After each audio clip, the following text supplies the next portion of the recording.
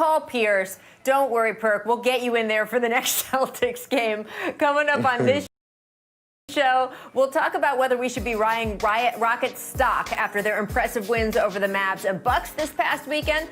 Paul and Perk are going to chime in on whether they are bullish on Houston later in the show. First, though, our own Adrian Wojnarowski reporting earlier today that the NBA has made a change to its coronavirus protocols. So basically, if a player gets back an inconclusive test result, previously they would have to be out for 48 hours while they got 2 negative tests. The new protocol means that they can return within 24 hours.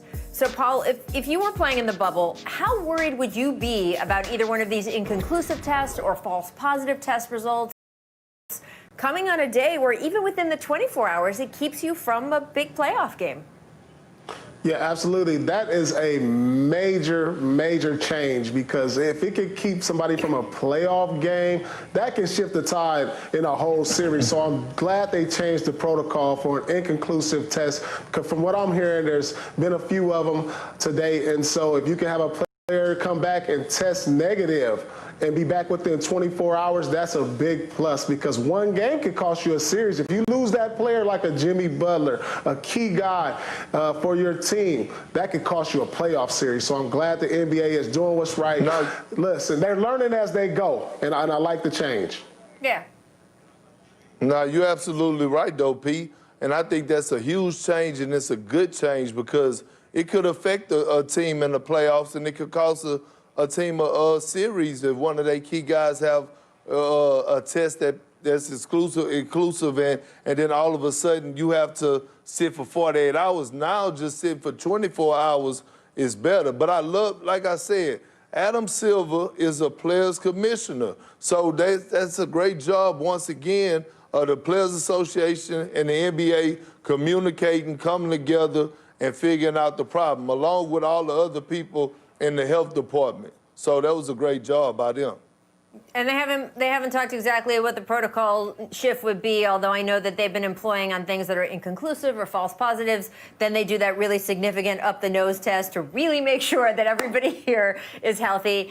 And part of this is just dealing with the virus. Some of it isn't going to feel fair, right? If there is a positive and they have to wait and see that it's a false positive or an inconclusive test result, there's only so much they can do. I don't think that they, in good conscience, can send someone out into the bubble to play against other players with the idea that they don't know for sure. But I do worry it's going to come at a bad time. If it's the 24 hours of an off day, that's one thing. If it's the 24 hours that the inconclusive comes on the morning of a Game 6, like, that guy will still miss that Game 6. So I think it's unavoidable to a degree. Again, you can't send a guy out that you think might be sick, but it is something to watch even with this shortened protocol.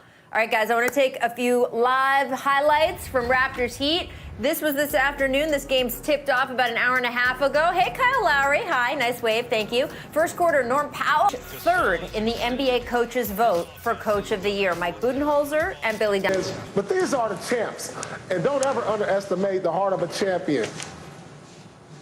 Yeah. Now, P, I'm right there with you. And listen, you know who the Toronto Raptors this year remind me of? The 2004 Detroit Pistons, because they are feisty on the defensive end. Yes, Listen, a good call. I've never seen a team that is happy to play defense. They don't even care about the offensive end. They pass up good shots to get great shots. They don't care who's shining in that game. The enthusiasm and the feistiness that they have on the defensive end is really better than any other team in the league, and they pride themselves on defense. They have all the pieces that they need in a feisty backcourt. They have great rim protection with Serge Ibaka and Marc Gasol. Hey, I really love this Toronto Raptors team, Rachel, and that's why I'm picking them to come out of the East. See, Perk, they are Perk's pick. Words. Perk is riding them the whole way. Absolutely. Look, I will say this. Don't teams, you guys always tell me, like, take after their leader? What is Kyle Lowry's signature play? right? It's not really a pass or a shot. It's taking a charge, right? That's what we think of him, is that he goes in there and gives his body up all the time. To me, that is the character of the Toronto Raptors. They are not afraid to mix it up. They take the charges, they play D, and they are definitely contenders this year, a chance to repeat. All right, coming up, after seeing Kawhi's reaction to a sneak little bunny ears attack from Marcus Morris, where is Kawhi on the fungi scale? These are important questions. Make or miss, next on The Jump.